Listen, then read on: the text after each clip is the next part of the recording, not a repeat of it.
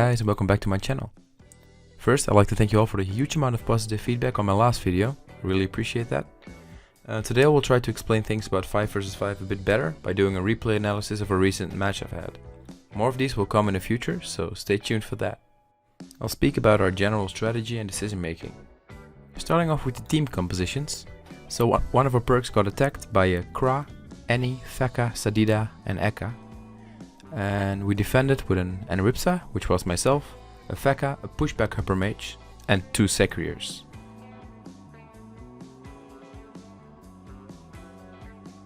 So here the fight starts. The first thing I do is push back the enemy Annie into their team, so I have a good AoE with Worth of Silence. Also make sure to boost up my own team. So there we go. Yeah, that's some good AP reaps for a first turn. I could basically catch all of them. Then use my AP to buff up the Secrier and the Feka. And I decided to push back the Annie one more, so he's a bit further away from my team.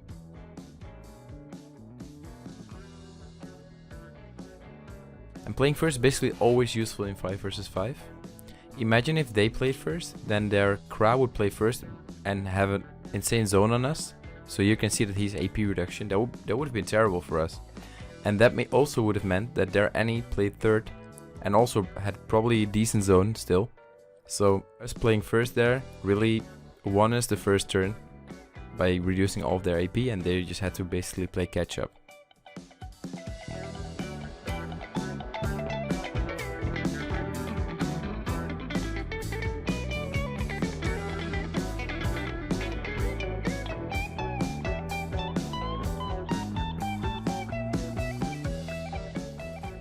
So our Feka played AP reduction.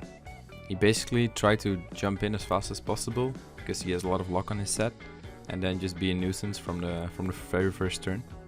So as you can see here, I already reduced a lot of AP with my Word of Silence, and then the Feka further increased that with his spells. So their enemy Feka and Sadida basically had a first turn with almost no AP. Our Hyper Mage played pushback. So basically means that in the first turn he's creating as much imprints as possible, and he's not gonna do actual damage here, but he's just creating, like I said, a lot of imprints. So the next turn he can go in and do a lot of damage. Actually, it's nice there. To finish his turn, he made a fire imprint, and with manifestation spell you can move to that imprint. So he can basically just teleport right in between them.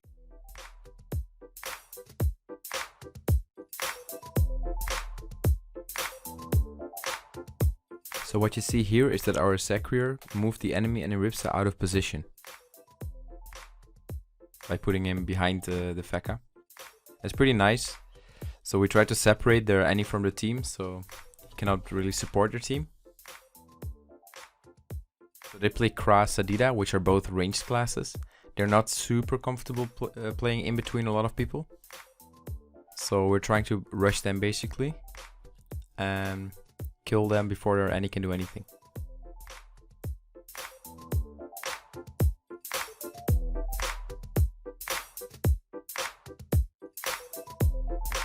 Separating team members is often a good way to get an advantage over the enemy team by just outnumbering them in a certain area of the map.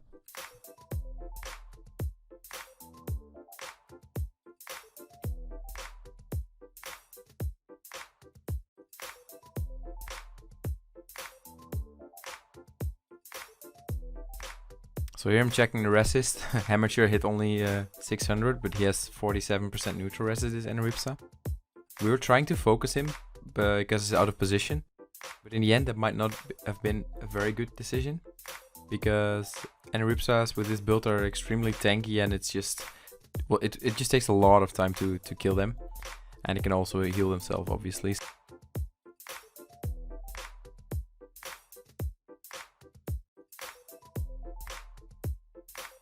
The reason that I reduced the Enripsa's AP over the Ekas is that the Annie is in a very bad spot. So I decided to make it even harder for him to escape.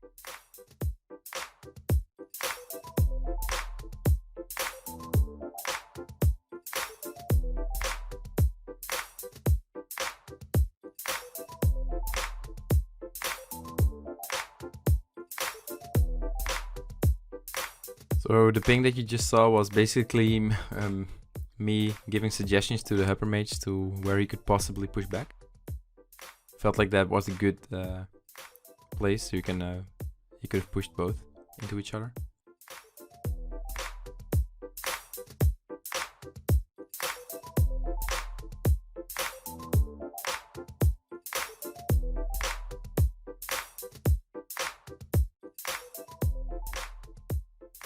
So the Annie did a good job running away there. He's in a pretty awkward position because of the black space. And the Annie did a good job running away, so we decided to just let go of him and try to blitz someone else. And now you can see the power of a pushback hupper. He's gonna do a lot of damage here. So the imprints were set. Sadida had 4.6k HP.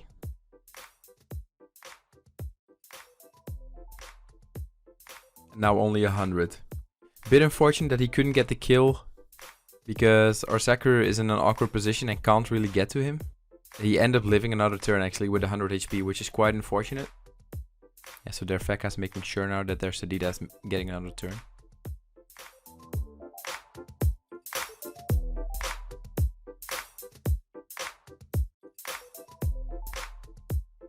I can't reach him, that's what he said there.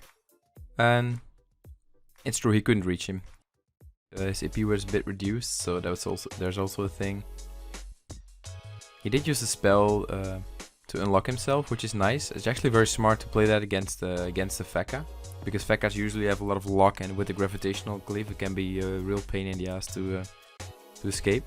But luckily he had that spell ready, and he decided to still chase the Annie, which is the best thing he could have done there. The only other options he had was going after the Fekka or hitting the Eka flip. But the Eka flip had a lot of shield points left, and the Fekka had a shield on herself, so the Annie was the best option there.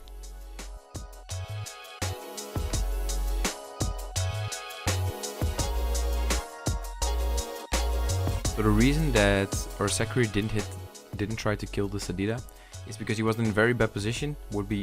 Maybe it would have been even impossible for him to escape that gravitational glyph. And also, you always have to check the timeline and the order of which people play.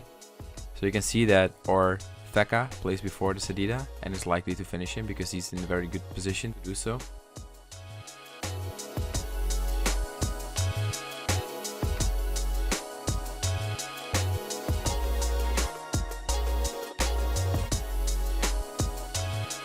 Fekka was quite low, so I decided to put a heal on him.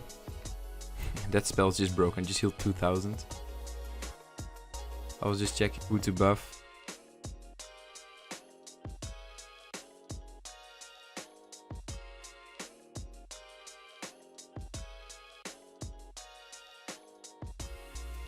So there I was considering boosting up the other Sakura, perhaps not. But I decided to give MP boost to the infected instead, because I feel like he was a bit far away from the fight, and it might have been easier for him to get close that way with the MP.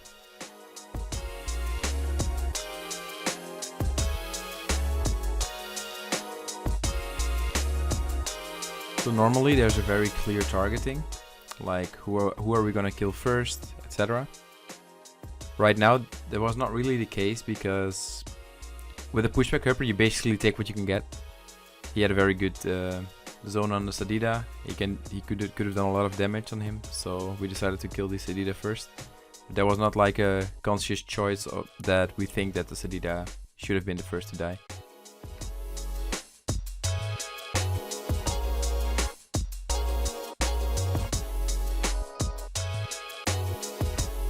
So the Kra did a very good job on completely blocking our Fekka there.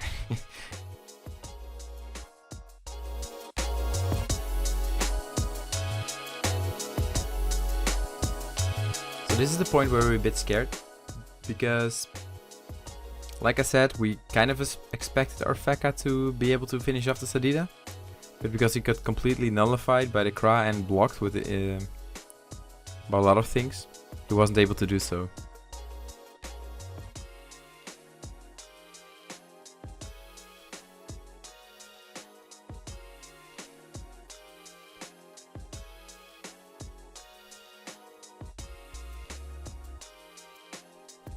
So our upper mage found the perfect zone.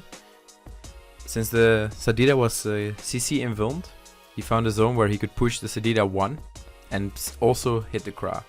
He did a lot of damage on both the players, which is very nice. Puts us in a good position, because he plays right after the Any. It's gonna take a long time for them to be able to heal up. So we have a lot of time to kill them. I wasn't very sure why he decided to hit me there, the enemy Feka. I guess he felt like I was killable, but I'm in such a weird position for their team. So there's no way that they could all hit me from where I am right now. So that was a bit of a weird choice in my opinion.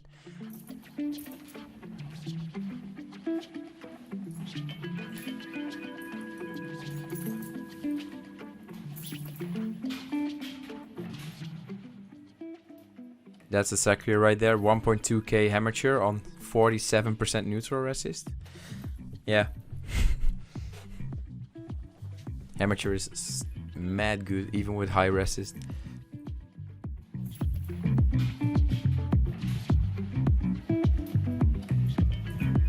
So now we started feeling a bit more confident. Their Annie is very low HP, their Sadida was quite low, and their Kra also started losing quite a chunk of HP.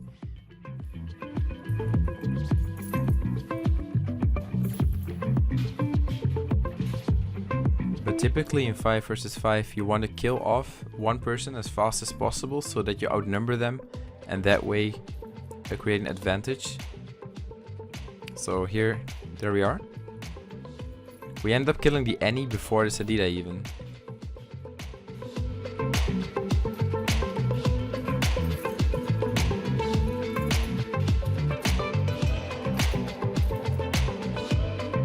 With the Annie dead, they didn't really have a way to heal up again. I guess their Ekka and Sadida have some shenanigans which they can use to heal a bit. But we knew that damage was basically permanent on them right now.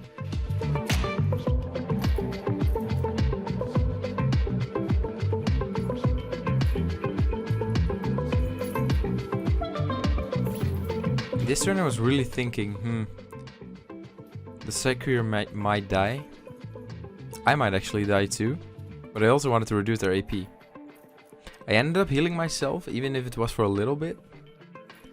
Just because I was still in the infected state, so the Sadida would do damage on me. The Feka was close to me and he played air mode, so he would do damage as well. So I was a little bit afraid of dying there actually, but I felt like shielding the Sakura was more important than shielding myself. Because in case they would focus me and I die, we still have damage output. Whether in the case our Sakura dies, we don't really have much damage output anymore. So I just felt like the life of the Sakura was more important than my own life in that scenario.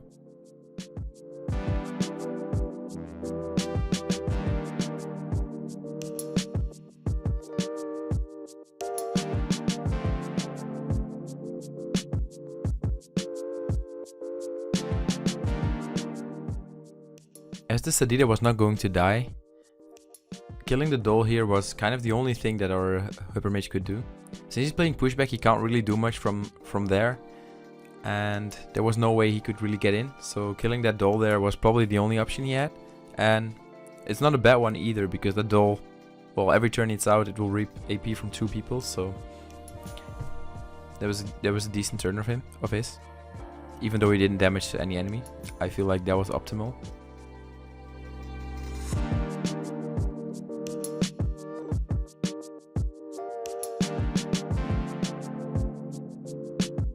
So the reason we went for the Sadida there, we kind of discussed about this in the Discord, and we felt like the Sadida got a lot of turns already. We expected her to die way earlier, but she ended up not dying, which led up that every one of us was almost infected, and that's pretty risky at that point because the damage output will just increase by every turn, while their Kra and their Feka will basically do the same thing every single turn.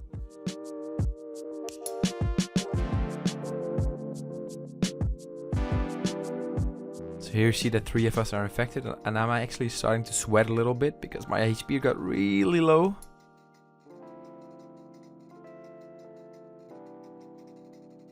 I was very afraid of dying. Luckily, our Feka reduced the AP of the enemy Eka flip, which only has 5 AP left. And with the positioning of our Securir completely blocking the Eka, she was unable to kill me with only 5 AP.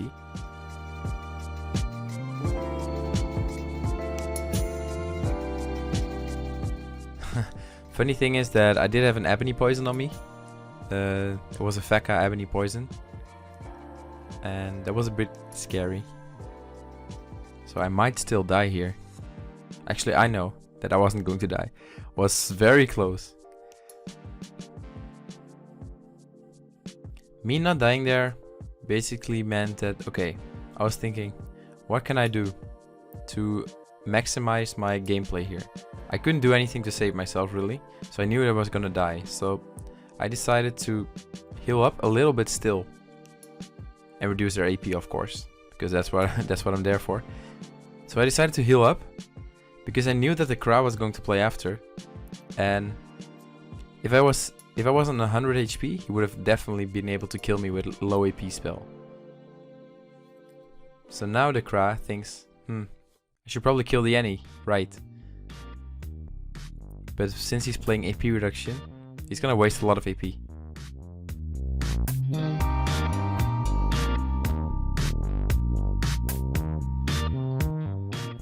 But the 1 AP heal that I did there made it so that the Kra couldn't use the 5 AP fire AP reduction spell, but had to use a lot of AP on me just to kill me off. Which is obviously good, so that my team has more AP to play with.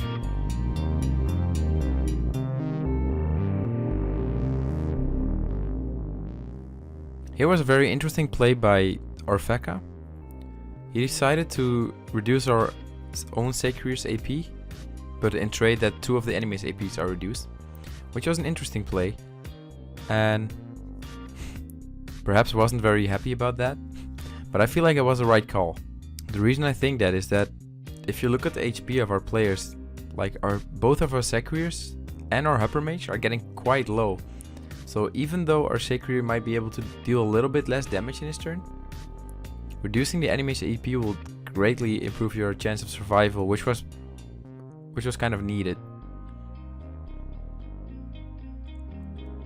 So here you see perhaps saying that I think I'm dead.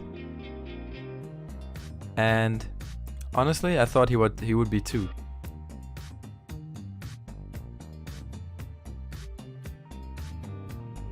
But with this Feka being melee and only having 7 AP left, he just couldn't position himself in a good way to deal optimal damage.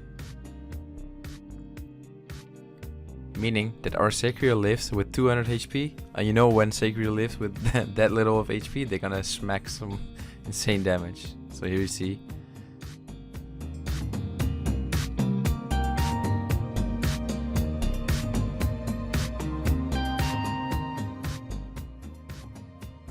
Their Cry just got erased, and that's basically the end of the fight, because right now there's a 4 versus 2 scenario with their Eka almost being dead.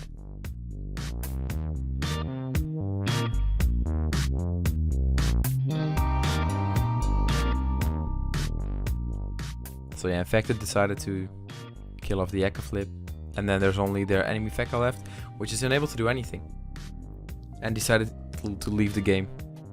So yeah, there you have it. That was actually the first replay analysis.